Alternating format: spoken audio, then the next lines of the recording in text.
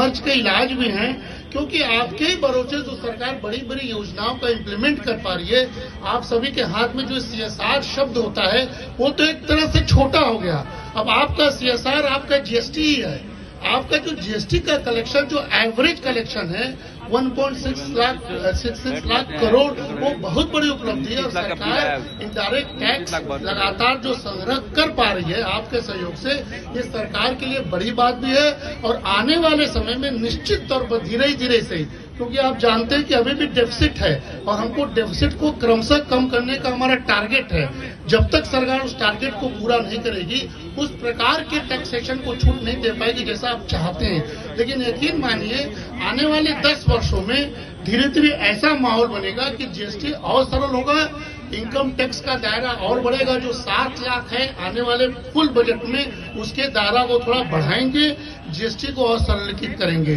तो मेरा मानना है कि ये बजट, जैसे कि प्रधानमंत्री जी अभी आज ही आप बता रहे थे कि GDP का नया कॉन्सेप्ट गढ़े हैं, तो हम बैठे बैठे शिक्षक हमने भी गढ़ दिया। ये जो बजट आप देख रहे हैं, जो चौधरी जी बनाए हैं, बजट मतलब बैलेंस्ड अपर मूवमेंट, देखिए ऊपर किया है, balanced budget for upper movement for development and gender employment through taxation. ये पूरा बजट यही है। इस पूरे बजट में आप देखिए तो ये डेवलपमेंट के लिए, सतत विकसित भारत के लिए बजट है, अपर मूवमेंट का बजट है, और निश्चित रूप से जेंडर एम्पावरमेंट की बात कही जा रही है। आने वाले समय में महिलाओं से रिलेटेड बहुत सारी योजनाओं को, जिसमें अनपेड वीमेन को उनके खातों को, जैसे किसान सम्मान योजना है, वैसे उन अनपेड रूरल वुमेन के खातों में भी कुछ नारी वंदन के नाम पर नारी सम्मान योजना आने जा रहा है फुल बजट में। हमको पूरा विश्वास है।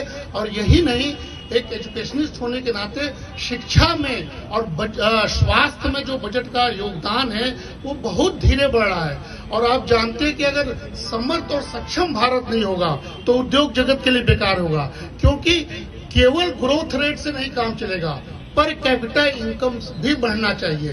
केवल ग्रोथ रेट का मतलब हो रहा है कि रिच और रिच होते जा रहे हैं। और अगर आपके पुअर, जैसा प्रधानमंत्री कह रहे हैं, हमारे वित्त मंत्री कह रहे हैं, उसको मानना पड़ेगा, 25 करोड़ लोग गरीबी रेखा से बाहर आए हैं, तो इसका मतलब ये हुआ, गरीबी रेखा से बाहर आने का मतलब उनकी डिमांड को बढ़ाना। तो जो भी सरकारी सामाजिक सुरक्षा की योजनाएं हो रही है, कि सरकार पर आप भरोसा कीजिए और कुछ न कुछ स्वयं कीजिए। और जब कुछ न कुछ स्वयं करेंगे तो मांग को रेस करेंगे।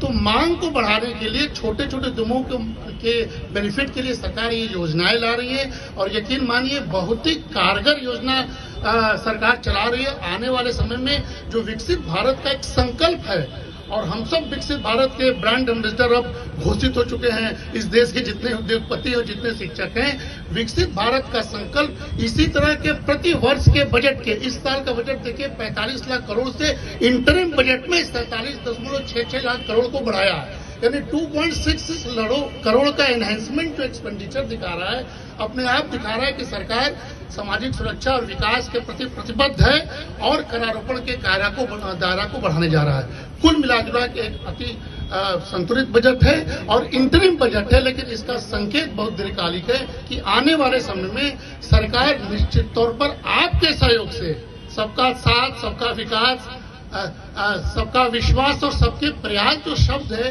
ये सर्व समावेशी का एक सुंदर शब्द है, जिससे कि आप अपने आप कॉर्पोरेट सोशल रिस्पॉन्सिबिलिटी को वहन कर रहे हैं।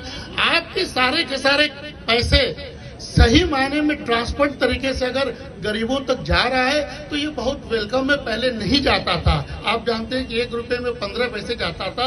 अगर आपके सारे पैसे, अगर आंकड़ों के हिसाब से, उसके एनालिसिस हम लोग करते रहेंगे, लेकिन आंकड़ों के हिसाब से अगर इतने लोगों को घर बन रहा है, इतने लोगों को फ्री फूड डिलीवरी हो रही है, इतने लोगों के घर में जल मिल रहा है, इतने लोगों को आयुष्मान से कवर किया जा रहा है,